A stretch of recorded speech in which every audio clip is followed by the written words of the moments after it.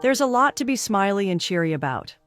Sophie Woods is a thriving florist and author. She runs the flower shop with her mom's help and is actively still penning words down for her next project. At the moment, she's got an indie book that's received positive reviews from the likes of Lisa, a childhood friend. Her mom, Evelyn, has been anticipating the bestseller list, but Sophie thinks she's still got a whole lot to prove before her name could end up there. The list proves her wrong, as she's been given the number 3 spot, much to her surprise and delight. It's a huge career milestone because Sophie is a first-time indie author. It feels too good to be true, and she keeps expecting herself to wake up from a wild dream. So far, things have been going too smoothly. A big publisher named Meredith has caught wind of Sophie and wants a publishing deal with her. Sophie can also look forward to a book tour among numerous interviews.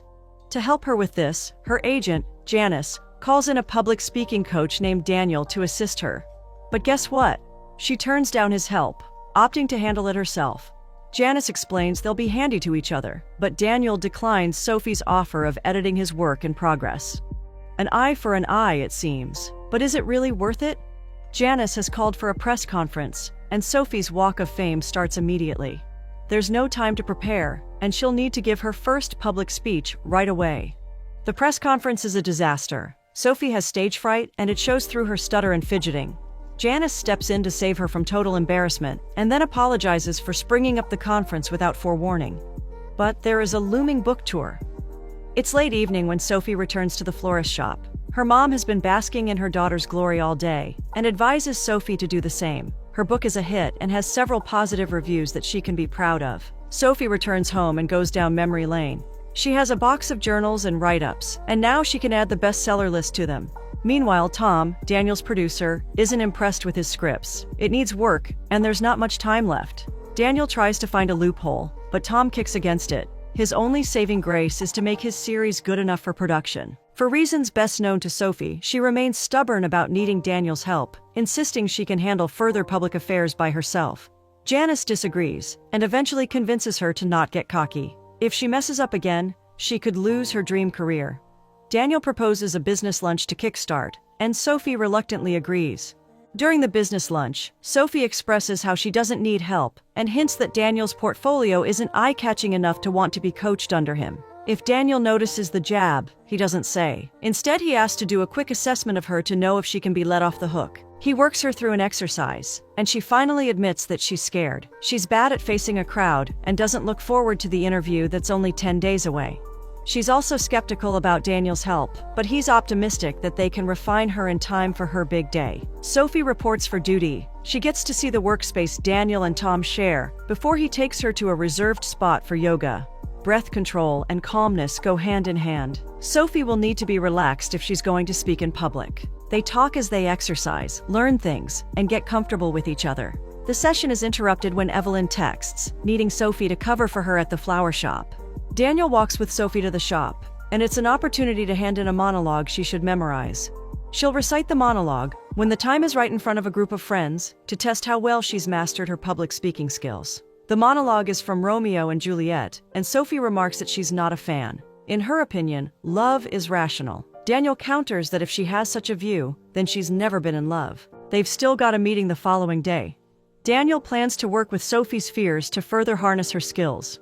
Over dinner with Evelyn, Sophie admits that she's learned a thing or two from Daniel, but it's nothing life-changing. To confront Sophie's fear of heights, Daniel picks a tall building that also holds sentiments for him. It takes a moment, but Sophie starts to relax, especially when she sees the view the ledge has to offer. The whole city is on display, jogging their memories from his high school to her first apartment. They even take a picture together after Sophie helps Daniel keep to tradition and take one for his dad, who lives upstate now. Sophie isn't the only one who has a big day to prepare for. Friday comes, and a nervous Daniel sends in his final draft of scripts for review. Now, he'll have to wait for feedback.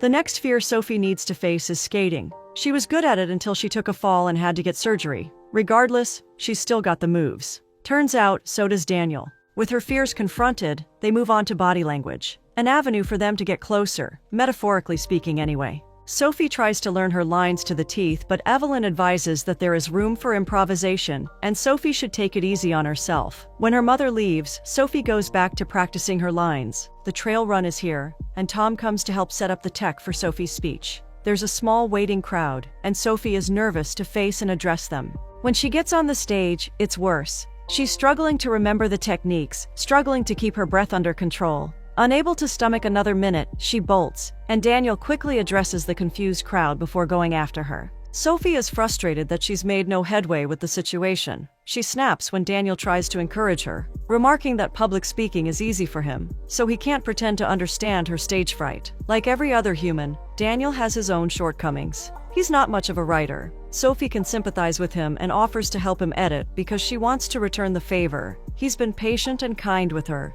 Daniel agrees to let her help him. During their next meeting, Sophie pinpoints her biggest fear: standing in front of a crowd and being perceived as weak. The phobia started after her dad passed away. She wanted to prove she was okay, but it backfired. And she's still not over how people took pity on her at that moment, because she wasn't stronger. Daniel assures her she's strong, talented, and beautiful. The last adverb catches her attention and threatens to cause awkwardness, at least until Janice's call interrupts. The talent agent has arranged for Sophie to be on a podcast. Daniel thinks it's a good medium to help Sophie practice facing a crowd. While they're talking, he gets an idea he's sure will help Sophie address a fear she's failed to mention. Sophie excuses Daniel and Tom so they can talk. Feedback is in, and the producers are asking for a whole new idea. Tom comes up with one: tailoring episodes about real-life clients like Sophie. Daniel isn't sold, pointing out several reasons why it could lead to a fallout between him and Sophie. Tom persists that they could draw inspiration and let Sophie know what they're up to after her interview. Daniel agrees on the grounds that they'll scrap the idea if she's uncomfortable with it. Sophie is afraid of small spaces. It's the fear she failed to mention. To conquer it, Daniel enlists Evelyn's help, and she lends them a closet in the flower shop. They pretend it's a podcast space, and Sophie's worries start to melt away. In small spaces full of lovers and two attractive people, it's inevitable that they have a moment. And like every legendary movie, that moment gets interrupted. Daniel and Sophie break their gaze the moment Evelyn pulls the door open to ask for a favor. Sophie has a gift for Daniel. It's a writing journal that should help him with his writing, and Daniel appreciates the gift, promising to check it out the minute he gets home. On the day of the podcast, Sophie is dressed, ready and waiting, but still nervous. Daniel shows up for support and wishes her luck when Georgia calls Sophie in. The anxiety intensifies when Sophie learns there's a new segment that's been added to the show. She hasn't practiced for it, and she starts to fidget even though Georgia tells her it's no big deal. Sophie remains a deer in the headlights, and Georgia finally notices. When she finds her voice, Sophie calls off the podcast and lies that she's under the weather. Georgia believes her and agrees to reschedule. Immediately, Sophie shuffles out and pulls Daniel along with her before her cover gets blown. Sophie sulks outside the building, beating herself up about messing up but desperate to get over her issue in time for the next milestone. Daniel sympathizes with her and suggests they have a dinner date to help relax and recover. Daniel meets Sophie at the restaurant, penning something down. She tells him she's working on her second novel, something she's planned to do regardless of her rising fame. Sophie writes because she has control of what happens. Unlike the real world, she feels empowered when writing, the same way Daniel feels empowered on a stage. Daniel has read her book and sincerely admires it, noting that it carries a unique, powerful voice that cannot be silenced. This inspires him to suggest that she approach her book tour not as a mere formality or technicality, but as a real opportunity, almost an agenda, to continue sharing that vital voice. Cue the romantic music, and Daniel asks for Sophie's hand to dance. They're about to kiss when the song switches to something more upbeat, and they follow suit, becoming playful and momentarily forgetting about their undeniable feelings for each other. Sophie remembers Daniel's scripts and asks him about them. He replies he's starting from scratch, and Sophie suggests she could help review the existing work and brainstorm new ideas. Daniel insists she head home and rest instead, as it's been a busy day. Sophie does the opposite of resting, practicing, and still messing up her public speaking skills in the mirror.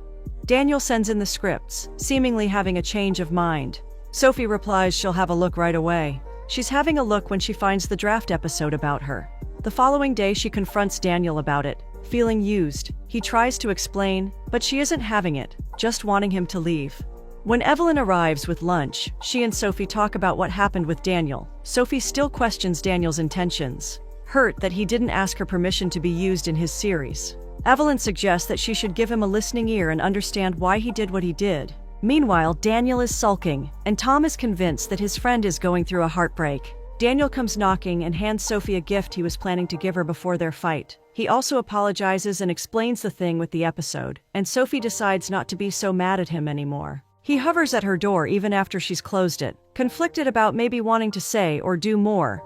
Ultimately, he walks away. Sophie takes out his gift from the bag, revealing a framed picture they took at the ledge of one of the city's tallest buildings. The big day arrives, and Sophie tries to put herself and her emotions in order. She's hoping to meet Olivia Winters before the interview, but that won't be possible. Her first encounter with the icon will be in front of an audience. Frightening. She starts out rocky, but maybe it's Daniel or Evelyn's presence that helps her nerves. She starts to relax and ease into her answers, applying the techniques Daniel taught her. The interview goes well, and Meredith is ready to seal the book deal. Janice is also very excited and impressed. She points out that Daniel was all smiles watching Sophie. He's still waiting for her, and Sophie wastes no time running into his arms. The bad blood is behind them, and Sophie is more receptive about the episode about her. She suggests that they should collaborate on the project, one out of many to come. And as for that kiss, they reserve it for the end now that their fears are out of the way.